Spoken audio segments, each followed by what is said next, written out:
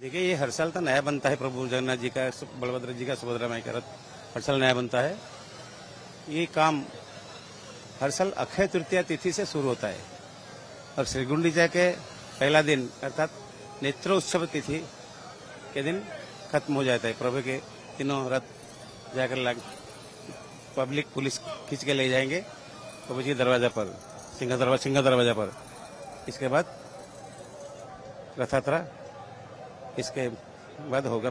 इस पहला दिन खत्म हो जाएगा, फिर रथ यात्रा के दिन रथ यात्रा होगा। काम कैसे चल रहा है? कितने लोग लगे हैं? काम तो बहुत अच्छी तरह चल रहा है। यहाँ पे लगभग 220 आदमी काम कर रहे हैं। ये बात नहीं है कि अक्षय तृतीया तिथि से 220 आदमी काम कर रहे हैं। अक्षय तृतीया तिथि के बाद दिन 10-15 आदमी काम करते हैं। लगभग 15 या 16-20 दिन के बाद सब आदमी आ जाता है और काम चला रहता है।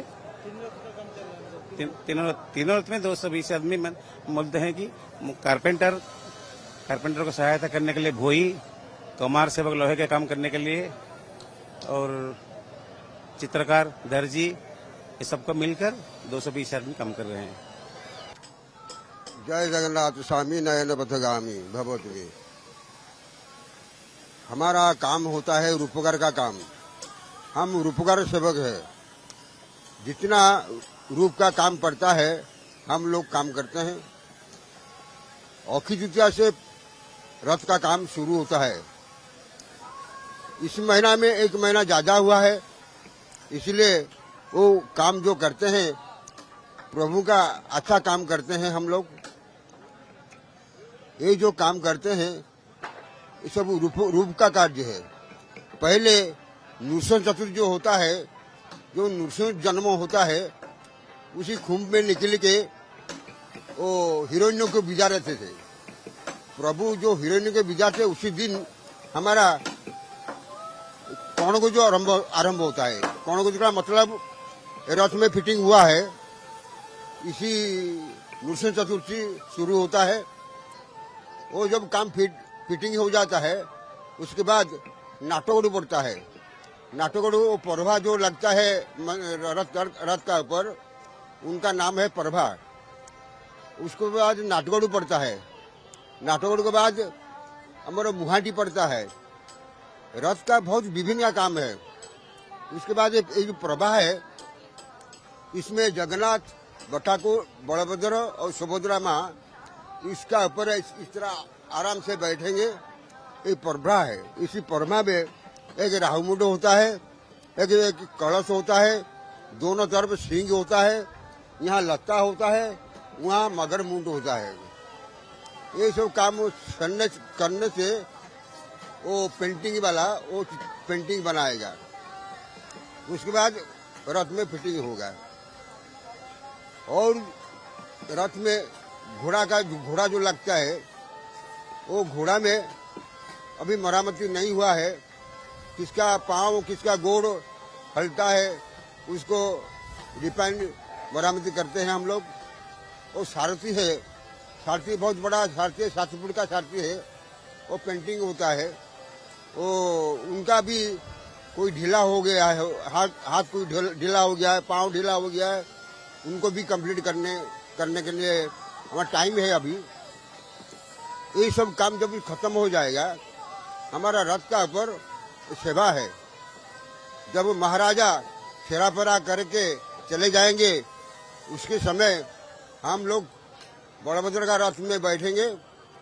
जब छेरापना करके महाराजा चले जाएंगे उसके बाद हम घोड़ा बांधेंगे। घोड़ा बांधने से रथ चलेगा। रथ जाके मौसी मां मंदिर में खड़ा रहेंगे। जिस दिन रथ लगेगा उस दिन प्रभु नहीं जाएंगे।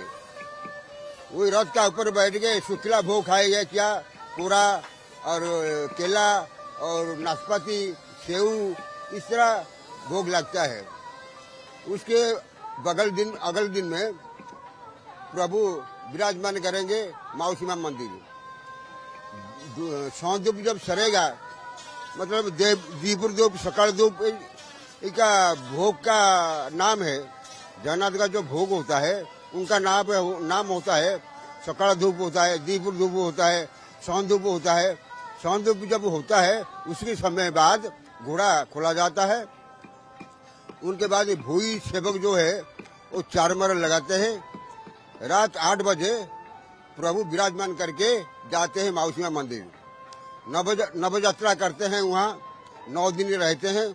वो बाहुड़ा यात्रा करके जब आते हैं उसी तरह महाराजा जाएंगे, छेरा भरा करेंगे, सुना का झाड़ू में छेरा भरा करेंगे। उसके बाद हमारा ड्यूटी पड़ेगा, घोड़ा बांधेंगे। घोड़ा बांधने से रथ फिर चला आएगा मंदिर का पास। और जो मंदिर के 3 रथ आएंगे एक दिन में। इस तरह नहीं होगा, काम करके बात करना थोड़ा अगल बगल हो जाएगा। हमारा परंपरा का काम है।